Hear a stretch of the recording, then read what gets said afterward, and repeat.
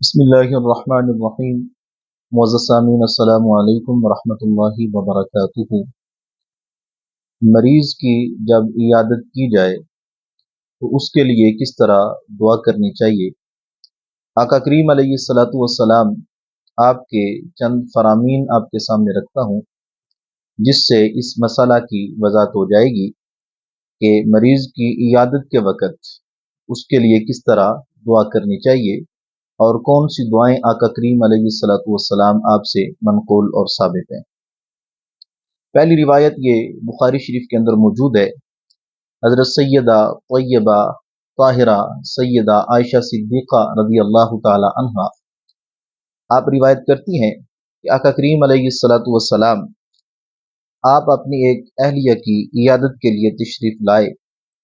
آپ نے اپنے دائیں ہاتھ کو پھیرا اور یہ دعا پڑھی، اور اس کے دعا کے الفاظ کیوں ہیں؟ آپ نے ارشاد فرمایا، اللہم رب الناس اذہب البأس اشف انت شافی لا شفاء الا شفاؤک شفاء لا یغادر سقما، جس کا مفہوم یوں بنتا ہے کہ آقا کریم علیہ الصلاۃ والسلام آپ نے دعا کی، اے اللہ لوگوں کے پروردگار، اس بیماری کو دور کر دے، تو شفا دینے والا ہے، تیرے علاوہ اور کوئی شفا نہیں دے سکتا، ایسی شفا دے جو بیماری کو باقی نہ رہنے دے۔ تو اس حدیث مبارکہ کے اندر آقا کریم علیہ الصلاۃ والسلام آپ کی دعا بڑی واضح انداز میں واضح الفاظ کے ساتھ موجود ہے۔ اور اسی طرح حضرت انس رضی اللہ تعالی عنہ آپ سے منقول ہے کہ آپ نے حضرت ثابت رضی اللہ تعالی عنہ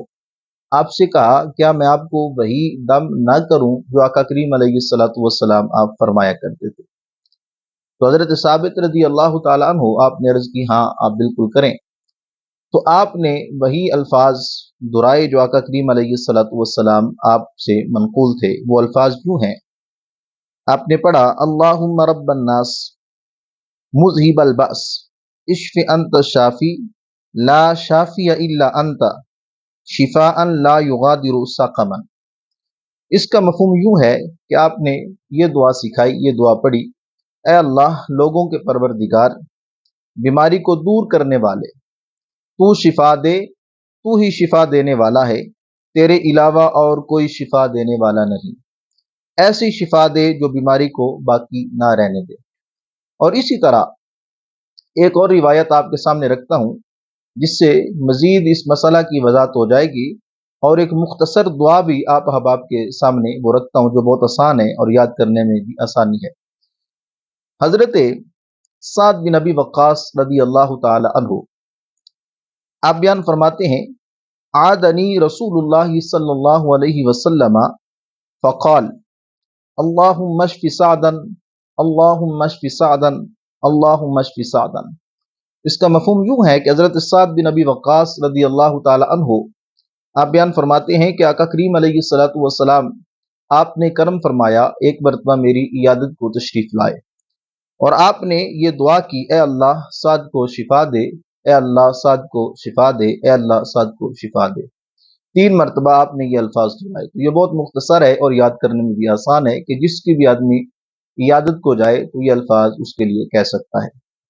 اور اسی طرح ایک اور روایت آپ کے سامنے رکھتا ہوں، جس کے اندر ایک مزید دعا آپ احباب کے گوشت گزار کرتا ہوں جو آقا کریم علیہ الصلاۃ والسلام آپ نے بیان فرمائی ہے۔ حضرت ابو عبداللہ عثمان بن ابو العاص رضی اللہ تعالی عنہ آپ بیان کرتے ہیں کہ انہوں نے نبی اکرم صلی اللہ علیہ وسلم آپ کی خدمت میں تکلیف کی شکایت کی، تو جو انہیں اپنے جسم میں محسوس ہو رہی تھی، تو نبی اکرم صلی اللہ علیہ وسلم آپ نے ارشاد فرمایا کہ تم اپنا ہاتھ اس جگہ پر رکھو جہاں تمہارے جسم میں تکلیف ہو رہی ہے، اور 3 مرتبہ بسم اللہ پڑھو اور 7 مرتبہ یہ پڑھو۔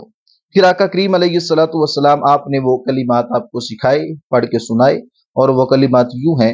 اعوذ بعزت اللہ وقدرتہ من شر ما اجد واحاذر، جس کا معنی اور مفہوم یوں ہے کہ آقا کریم علیہ الصلاۃ والسلام آپ نے یہ دعا کی، میں اللہ تعالیٰ کی عزت اور قدرت کی پناہ مانگتا ہوں اس چیز کے شر سے جو میں پا رہا ہوں اور جس چیز سے میں بچنا چاہتا ہوں، یہ کلمات آقا کریم علیہ الصلوۃ والسلام آپ نے سکھائے اور طریقہ بھی بیان فرمایا کہ جس جگہ پر تکلیف ہو رہی ہے وہاں پہ ہاتھ رکھ کر یہ کلمات پڑھنے ہیں، اور اس سے پہلے 3 مرتبہ بسم اللہ پڑھنی ہے، اس کے بعد 7 مرتبہ یہ کلمات پڑھنے ہیں، تو یقیناً رب تعالیٰ شفا عطا فرمائے گا۔ تو یہ چند دعائیں تھیں جو آقا کریم علیہ الصلوۃ والسلام آپ نے اپنی امت کو سکھائیں، وہ میں نے آپ احباب کے سامنے رکھ دی۔ اللہ تعالیٰ کی بارگاہ میں دعا ہے کہ رب تعالیٰ آقا کریم علیہ الصلوۃ والسلام آپ کی تعلیمات پر عمل کی توفیق عطا فرمائے۔